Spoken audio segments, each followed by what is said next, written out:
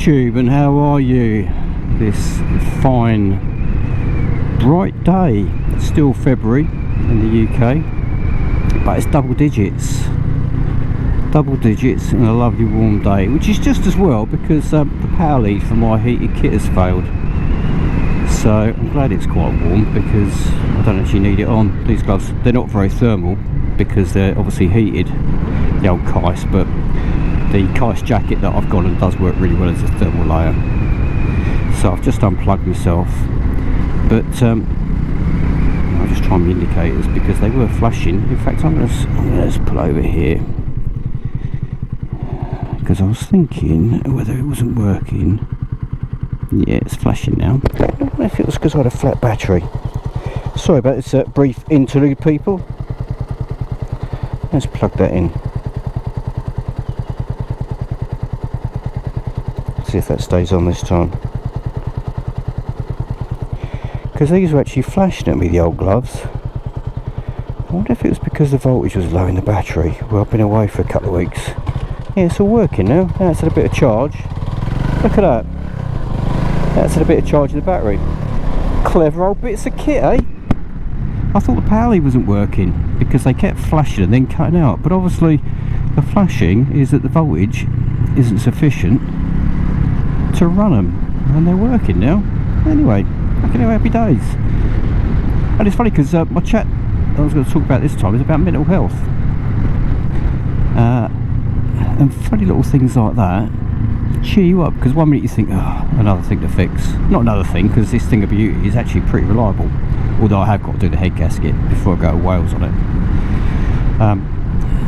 But yeah, you think, oh, another thing to fix, and then lo and behold, right, this is interesting. This is a crossroads. Didn't tell me about the crossroads, did you?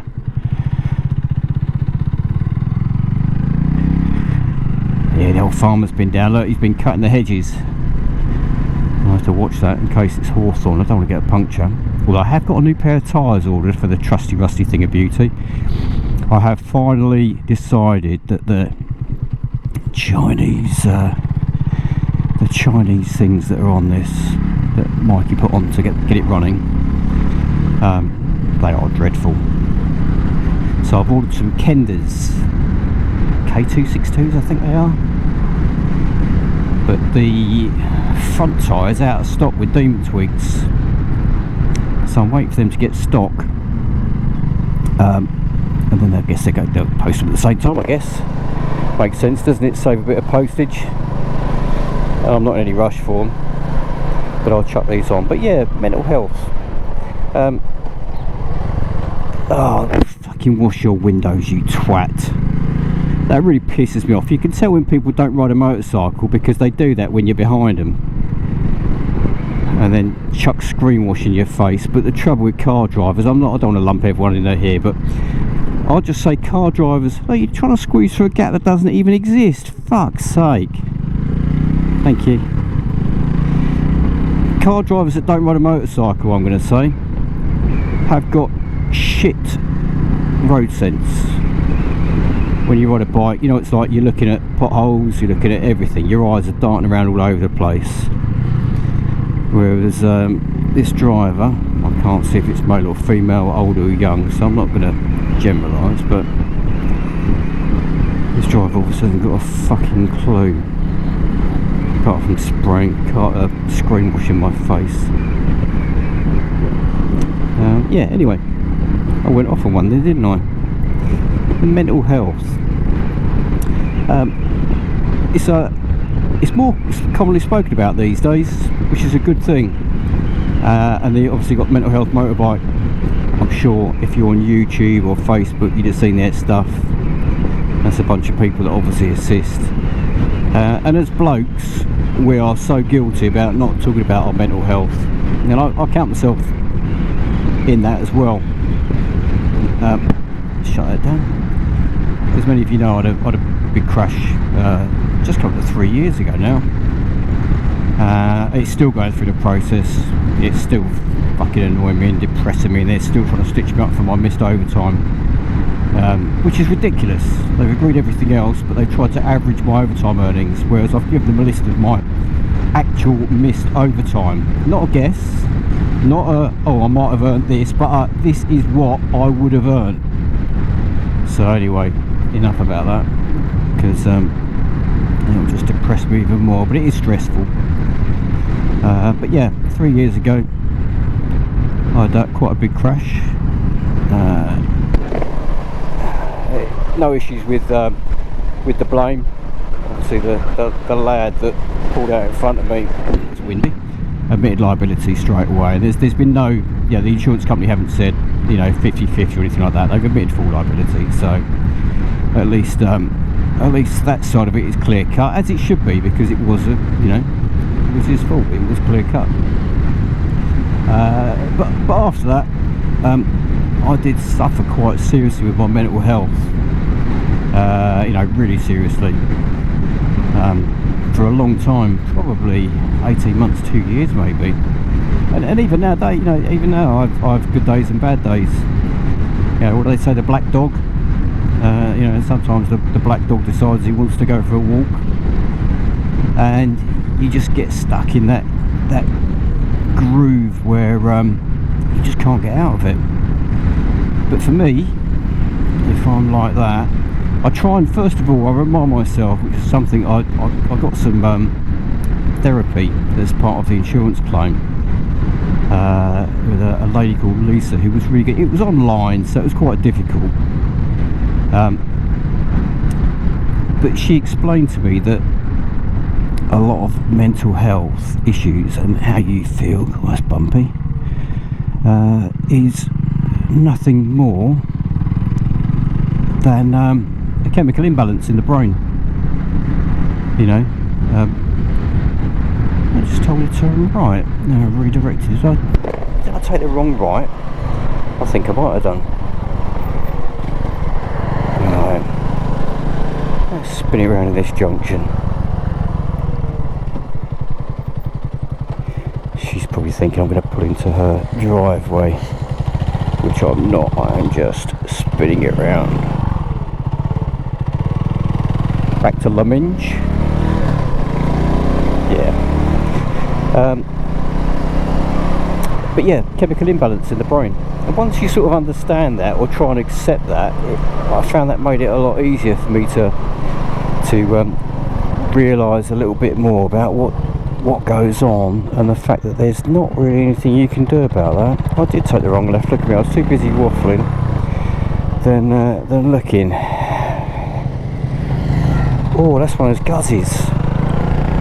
Oh, I like those. Oh, yeah, I'm really tempted about. I love my multi-strider, but they've got one of those. So they got a couple of them at Robinson's Foundry in Canterbury. And I went and looked at one about a month ago. Oh, they're really nice. Oh, right. Let's change the subject before I spend some money.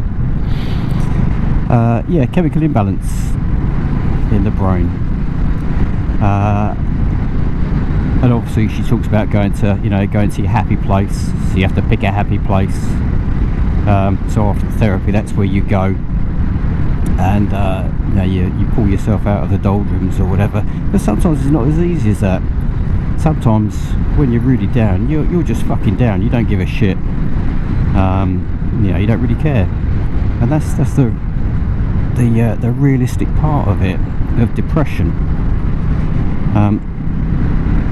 But for me, oddly enough, the thing that is the dangerous thing that we all do riding motorcycles is apart from my family obviously, is the one thing that I can do to pull me out of those black moods.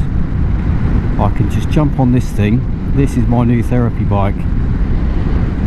I could jump on it, give it a couple of kicks, spark it into life. Sometimes I'll stick a route in the old sat nav, sometimes I won't. Sometimes I'll just head somewhere and just ride and get lost. And obviously things go through my head, and these days I'll press the button, I'll talk about them, and people like to watch it for some reason. I've got 150 followers now. Hey, how about that? 150 people watching this absolute drivel. Well, I'd say watching it. I don't know how many actually watch it, because although you subscribe doesn't mean you watch it, because there's so much on YouTube these days. And as I say, this is for me, you know, and for other people to watch. But yeah, this is my little bit of therapy, and it's quite amazing how just tootling through the lanes, even on a winter's day like this. God, there's a lot of stuff down here now. Been cutting trees back, but they've fallen down. Even on a winter's day, pottering around on the old 250 RS, thing of beauty that it is, can have such a big impact on how you feel, and it really does. And as I say, it is weird. The thing that, you know, potentially could have cost me my life is the thing that gives me that bit of life back again.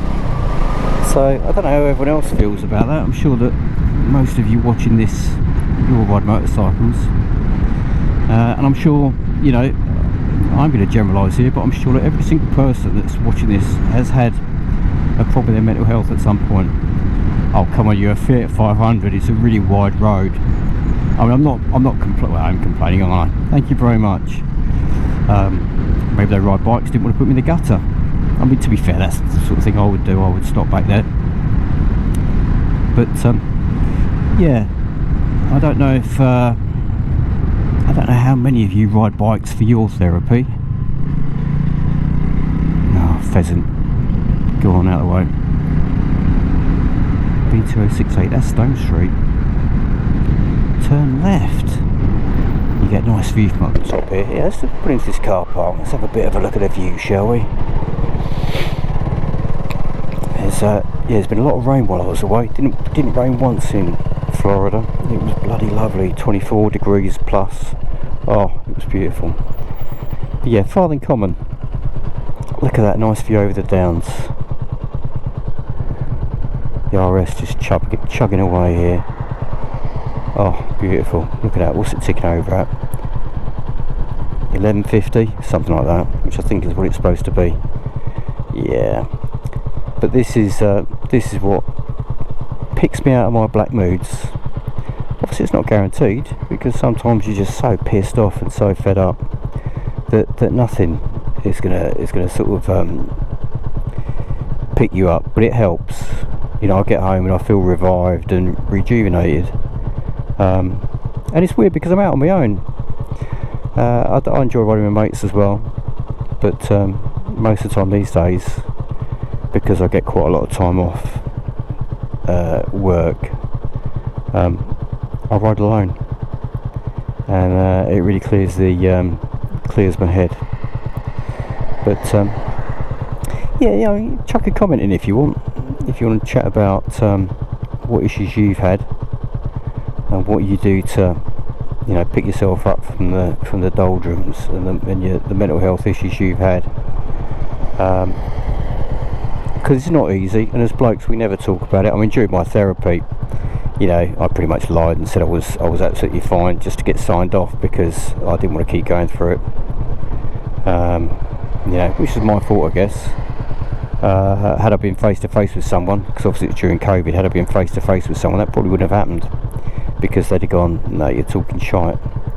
But because it was online, it's quite easy to give all the right answers. If you've got half a brain, give all the right answers and they'll just sign you off.